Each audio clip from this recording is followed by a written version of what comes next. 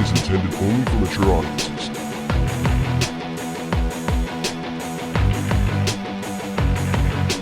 Open your ears and lube up your butthole. It's time for the What Do We Call It podcast. Now, here's your host.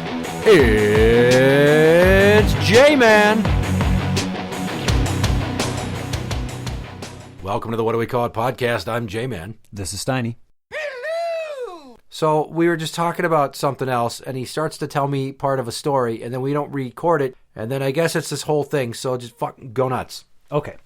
So my trip to Jamaica. So this was back in spring. So when was 9/11? Was that 2000 or 2001? 2001. Right? Yep. Because 2000 was the election that Bush beat Gore and all that stuff. So Stolen election. the first one, right? Electronic voting machines. Everybody forgets about it. Fuck you, Florida. Yep. Bush's brother, Jeb, was the governor at the time, right? Mm-hmm. Lots of stuff around that. But anyway, just for reference, so 6 months pre 9/11, and this is very important because this would not have happened even post 9/11 at all. Spring, it's like February, March.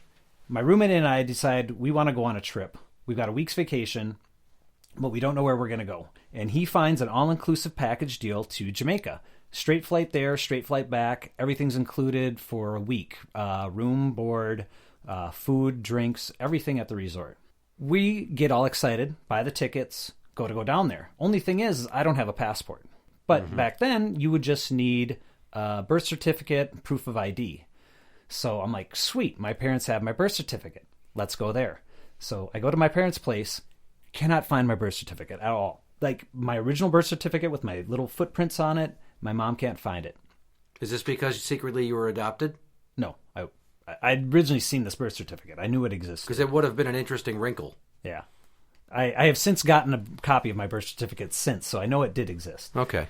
Sidebar. So we kind of think we're screwed, right? Like, I can't leave the country. And basically we call the airline or the travel group that put this all-inclusive together, and they said, well, that's okay. Actually, all you need to do is just fill out an affidavit when you're here saying that you are a citizen of the United States, and then you can travel.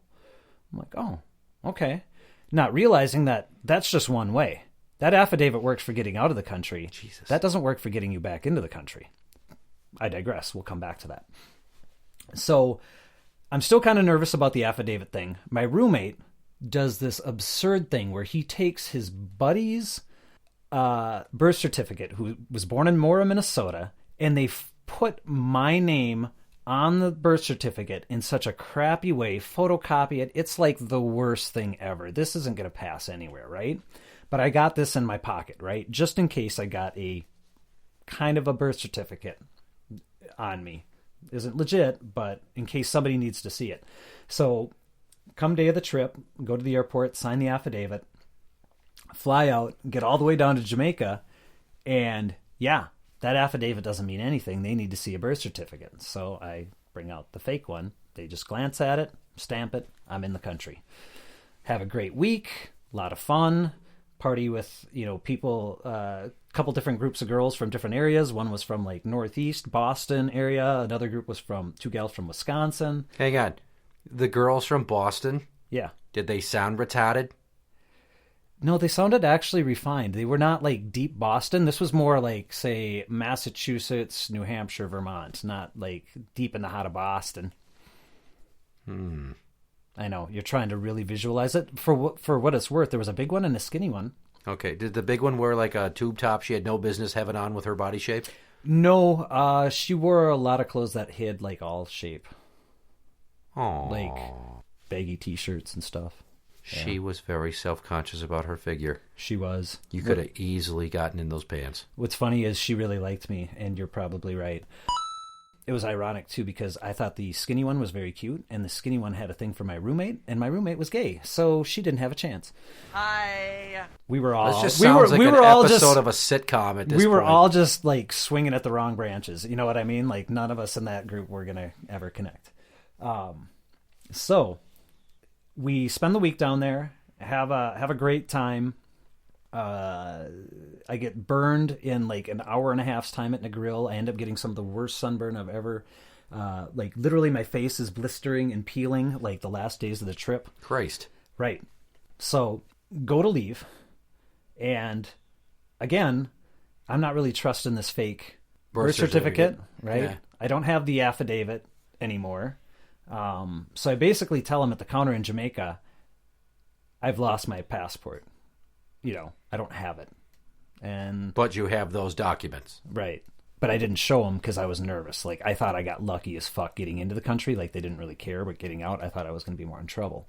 So I basically told them that it disintegrated. I had a copy of it, like my birth certificate. I was in the ocean. It was in my pocket. It was wet. It got destroyed. Made up some bullshit. They eventually let me go onto the plane to get back to the United States. Fly all the way back, land at the St. Paul airport, the older one, not the big one, in Minneapolis International. And I remember them coming down, and I kind of give them the same excuse, and they aren't buying it, right? They're like, yeah, right, whatever. So the one lady, she's like, all right. So she goes, we're going to start doing a game of questions. So she starts asking me, where are you from? I'm like, well, I'm from Minnesota here, but originally I was born in Madison, Wisconsin. She starts asking me a few other questions, and basically we get to the end of it, and she goes, okay, just next time, have your stuff together, or something like that. And so basically, I got out of the country illegally and back into the country illegally, and like I said, 6 months later, after 9/11, there's no fucking way that would have ever happened. And that almost goes to show and prove to you how lax our security was back then. It was just a different time and era that 21, 22-year-old kid could just... hop on a plane. Fly your way across the ocean into another country. Yeah. And what made it even better was my roommate at the time, the girls from Wisconsin had left us a bag of weed that they had purchased. And so we had like half a blunt that we had rolled and smoked. And then when we went to leave, my roommate couldn't find it anymore. He's like, I don't know what happened to it. And we thought, well, maybe the maid came in and took it, or maybe they threw it away. We get all the way back. And it was funny because we were in the airport, and some guy was just livid that his luggage had been gone through, and the people there at TSA are like, we're sorry, we can't control what they did, on their end down in Jamaica, all this other stuff. Some people had their shit really rifled through, and Rob never once had his stuff gone through. And we get back, and that blunt was sitting right in his front pocket of his fucking luggage. Suitcase. Yeah, the suitcase. Yeah, Jesus the check Christ! bag. You committed international drug smuggling. Smuggled drugs. Yeah. You committed identity fraud. Yep. Yeah. How long after you got to Jamaica did it take for somebody to offer you weed? Oh, well, if you count the guys on the side of the road with like the foot-long sticks of bud out of their, sticking out of each finger as being offered weed on the way to the resort, then pretty much right away.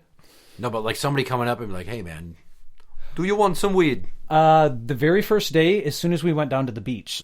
So the rules were you couldn't be on the beach and selling to the guests. Uh-huh. So all of them would be about 10 feet out in the water where it was shallow enough to be up to about your knees. Jesus And they Christ. would walk around, and they would first try to sell you beads and like necklaces, shell necklaces, and all that stuff. They'd come up and they'd be trying to sell you the shiny stuff, but then seeing your age, they'd start going, well, hey man, do you like the party? Party? Yeah, I like the party. What are you talking about? And that's it. They would start to offer you everything you got. They would basically call themselves a pharmacist. Obviously you can joke that's not a real original term, but it was the first time I heard it, so I thought it was funny as hell. And, weed, coke, heroin, all name it under the sun you could probably ask for. Jesus Christ. Yep. Heroin? Yeah. Heroin. Yeah. They're just arbitrarily offering you puka shells and heroin. Yep. And some of these people, like the one guy that came around, his eyes were just yellow. I've never seen that. I've never seen that in a person where the whites of his eyes were yellow from whatever he was doing, whatever he was into. Was he super duper black in tone? Was he like mega dark black? Yeah. Kind of your typical Jamaican kind of dreadlocks, kind of to the bottom of the skull. Okay. Ears length. Well, I'm not like a genealogist or Bill Nye the Science Guy, but that's why. Super black dudes, yellow whites of their eyes. Really? Look it up. I mean, Michael Jordan had that shit.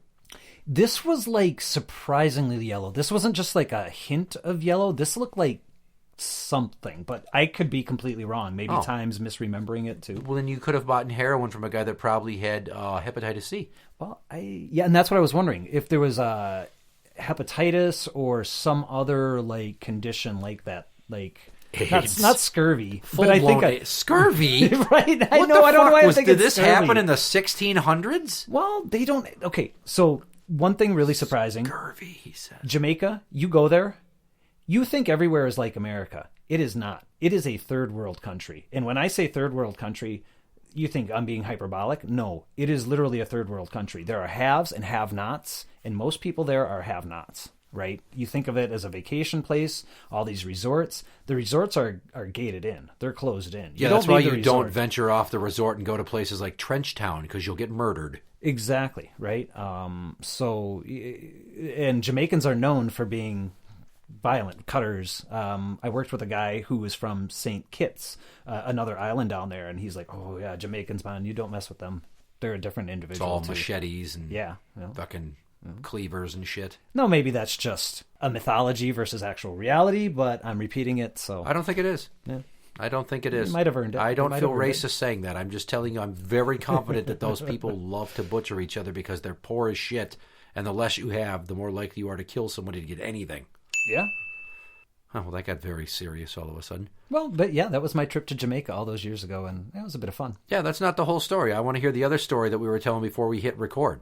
Oh, okay. It's a good story because it happened so long ago that nobody in their right mind that's forgiving enough and emotionally mature would hold that against you. So here was the deal. The story that you were referring to was the fact that there was... I had mentioned that there was a particular woman. She was a European lady. Now, there were lots of Europeans there, and I say that so you can visualize how many Speedos and free-mindedness you were getting. Are we talking about naked tits? Well, you know, Jamaica is known for the hedonism resorts. There's a bunch of nude resorts, and there's like 7 miles of white sand beaches in Negril, and there are a few of them that are like nudist resorts. I did not know that. I did see some topless boobs, yes, while I was down there. Some topless boobs. Well... Exposed breasts. Get more clinical, whatever... Bare mammaries. Free-range mammaries. Right. Less attractive we can make this. But as I was saying, there was a European gal. She was middle-aged, very attractive, dark skin, dark hair. Do we know where she was from? It could have been anywhere from, like, Italy on up to, like, Poland. I mean... Jesus Christ. Like, what is this? Where in the world is Carmen Sandiego? We're talking like Eastern European, possibly. That's what I'm thinking, right? Okay. Maybe Ukrainian Russian, if you're really into that. I don't know. I'm trying to set a stage for you, I guess. But anyway, so at one point in time, I had noticed that she was real chatty with the staff and kind of seemingly promiscuous. And at one point in time, she had offered myself, one of the wait staff, and I think it was another guest. I don't remember this person, if they were at the bar, if they were part of the wait staff and somebody worked there, or if they were another guest, but all to go back to her room for a threesome or to run train on her. That was one of those things in Jamaica. I was like, Didn't do it, obviously, but you just always kind of wonder, like, I can't believe I was in a situation where that could have happened, where it was offered. Here's a hypothetical. Mm-hmm. If you meet somebody, let's say you're on vacation with your buddies in another country, and it's one of those places where there's people from other countries over the world also visiting there because it's a popular vacation spot. Mm-hmm. And you get the chance to fuck somebody from the other side of the world. Do you just like bust a nut with reckless abandon and then sit there the rest of your life going, I wonder if there's a little me running around somewhere else on the other side of the planet looking like one of those It's a Small World kids dressed all funny and speaking in a language that I have no idea what it means. Right. You would never recognize or understand him. Yeah. Would you? Just for the possibility that kid shows up on your doorstep one day? Like, I hate to say that I would fucking do that. Like, if I, this years before I was married and shit and had kids. Reckless like that, yeah. Yeah, I'd be like, oh my God, I fucked a Ukrainian chick. Or, oh, I fucked a chick from France. Or, I fucked a chick from one of the whiter parts of Africa. Just because I have a preference for lighter-skinned black girls and not dark African women with larger features. Boomer, shut the fuck up. I don't know. I've seen gorgeous women of all skin tones and ranges. Well, yeah, there's very beautiful women that come from What's that one country that's right next to Somalia that doesn't have all the pirates? Kenya? No. Ethiopia? There we go. Yeah, okay. Not Man, there are some sexy Ethiopian women I've seen in my day. So, but I was just getting into your whole reference to Africa. It's not even about just fucking somebody from another country. So here's where I was going with this. You talk about the child and how interesting that would be. I would think for the rest of my life, oh my God, what did I catch from across the world, right? Or something to that effect. Or, you know. Why do you assume that you caught something? Maybe it was like one of those fucking TGIF sitcoms where you found love on a trip, but then you knew that you were just going to be passing ships in the night because you're star-crossed lovers on opposite sides of the globe. And then you share a one-night tryst, and you just, oops, I didn't put a condom on, and oops, I didn't pull out, and oops, you don't know how to get a hold of me, and oops, 9 months later, there's a little baby. And so your child can grow up forever with mom saying, yeah, it was some random hookup on ship. You don't know. She could like fucking just lie and say that the guy that she's with there, like maybe she's cheating on a significant other while on vacation. Yeah. And then like some fucking guy, she has like a black boyfriend and the baby comes out white. Stark white. How often does that happen? It's usually the other way around. Well, not maybe if you're in a darker part of Africa. But I'm just saying, statistically, when you tell these types of jokes, or if you're the beast's brother in America, you go to the hospital with your girlfriend. And when you get to the hospital and you're hanging out at the hospital, the girl that you're shacking up with gives birth to a kid that happens to be darker than you are. And you go, peace out, bitch. And then the state takes that baby away eventually because she's a drug addict. He didn't sign the right of parentage for him then, I'm assuming. I don't fucking know. I think he pieced out before that because he's obviously not paying child support for that kid. Right, that's what I mean. Like, that would be the only way that they could get him on the hook for anything, is if he signed that card before he saw it and went, wait. I think you could just get a blood test and prove that it's not your kid. I thought that was even hard. Present it to a judge. Okay, because I heard it was even hard after you signed that paper, even to get a blood test to refute it. Like, once you signed that paper, it was like the state goes, ha-ha, we got somebody to pay for that kid. I don't think we're one of those states. What? I don't think Minnesota's one of those states. You were married, or no, you weren't married. For your other ones, they were, but not the first ones. Yeah, see, I thought that's what it was, because that's no, because I had to pay money to establish parentage through my original custody suit with the beast. See, oh, okay. Yeah. I didn't have to do that, because mine, I just signed that form because, well, that kid was mine when it came out, you could tell. So back to the possible gangbang scenario, in terms of things that could get you in trouble if other people hear this. Just keep reusing that. Yeah. Now, let's just say she wants every one of you in a different hole. Now, odds are she's going to want you guys to switch it up. Sure. That's when you run into the possibility of coming home with something you can't wash off. Yeah. But, I mean, even if it's just you and her, somebody that is that gung-ho about getting some dick, man, that's really iffy. Yeah, that's what I mean. That's what I was talking about with catching something, right? Because she could have been here for 2 weeks doing this every night. Oh, my God. What my thought was later on. You know what I mean? Like, that's where my mind goes. That's so many dicks. Yeah. That's a like, lot of unwashed Jamaican. That's an penis. NBA franchise worth of dicks. Especially if she's going down to the beach area and pulling guys out from 10 feet out in the water and bringing them up to the resort. I don't know if she was, but I'm just saying could be a possibility. What if she secretly was going to get you guys back to her room, and then she was going to like start preaching to you about Jesus and how you have tainted souls for being open for such sexual promiscuity? That turns into like a complete swerve. That would have been a great curveball, because that would have been one of the best stories to tell afterward. But like, talk about the coming to the peak of like, oh my God, situation, and then like, what? I wasn't sure that I was going to be comfortable doing this with you guys. Well, let's all high five before we all fucking Eiffel Tower this bitch. Yeah. See, and once again, my mind goes to a different area where all of a sudden I wake up, in the bathtub with a bunch of ice and no kidneys, right? I need two to live. Yeah. Or if she gets you up there and it's like, hey, you guys want to take turns sucking on my tits? And then all of a sudden she pulls out a big dick. That's right. Yeah, she was tucked well. Yeah. I can't believe I got you guys to come up here like this so easily. And then you guys are like, I can't believe the voice didn't tip me off. Yeah, right. Wait, hang on. Is she Fat Albert in this fucking situation? Well, I'm just saying she clears her throat, and all of a sudden it's a deep voiced dude. Yeah. Ew. But what if she makes you guys take turns watching each other fuck her one at a time? I guess it could go a lot of angles. Maybe her thing is like voyeurism. Either that or we get up there and because she's bigger, she forces the two smaller ones to have sex. Like with each other? One other dude, right? You know what I mean? Like one of those weird situations where she's in control now.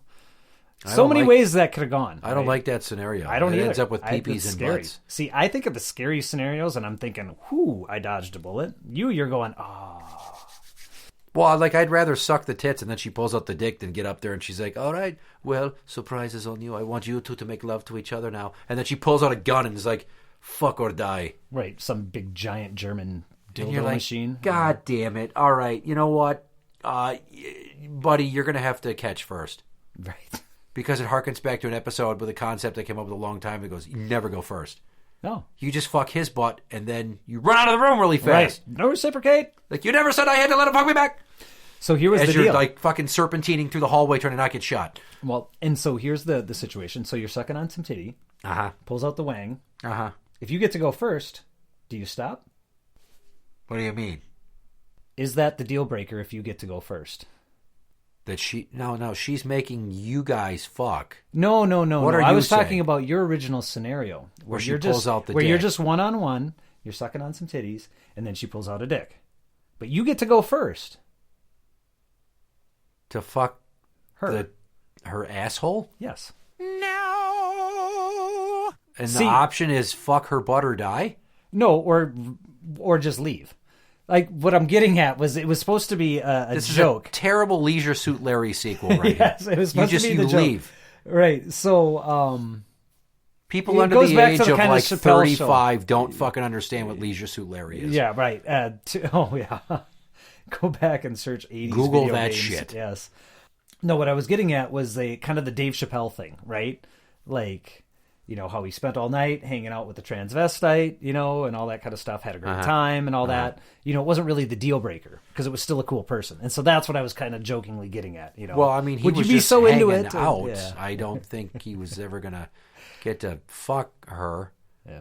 Or maybe, I don't know, maybe that was just like, that was going to be the deal eventually. But yeah, no, I don't think I want to hump a butt. Yeah. I don't, because AIDS. And that was another thing. You think in the early 2000s, man, there was still kind of that mindset of scary. Sex was really scary, or you could be life-threatening, you know? Oh, I don't have that. I didn't have that problem. I was in committed relationships, and I wasn't sleeping around then. Yeah. I was just like with people, and I would only bang them. So I didn't have to worry about the scary sex. It was a lot of information when I was getting out of high school and, you know, 90s and all that kind of stuff. The AIDS scare still from the 80s. Yeah. Huh. Anyway. What an interesting bunch of conjecture, but also memories. Jamaica, I suggest you go. I'm not going to do that. Yeah. Because I have to fly over the ocean. Plus, you know, violence. But mainly flying over the ocean. It was surprising. Like I said, third world country. It was surprising on how much garbage there was just everywhere, laying on the side of the road. And just the random huts people lived in. And when I say huts, not like stick twig huts, but more like cinder blocks with a steel roof just out in the middle of a field or out in the middle of nowhere. And that's somebody's house. And it's got 3 sides. You know what I mean? Like, it's just amazing. It's just got a wide open front? Yep. Huh. Yeah. Like, I don't know what you do. Well, I guess you pray that, like, wild animals don't kill you in your sleep. Or you find some panels to make a fucking front of your house, I guess. I don't know. Interact with the show on Twitter at What Do We Call It. That is at What Do We Call It. You can find us on Facebook at facebook.com/group/What Do We Call It podcast show. For the What Do We Call It podcast, I'm Jmann. This is Steiny. And that's the end.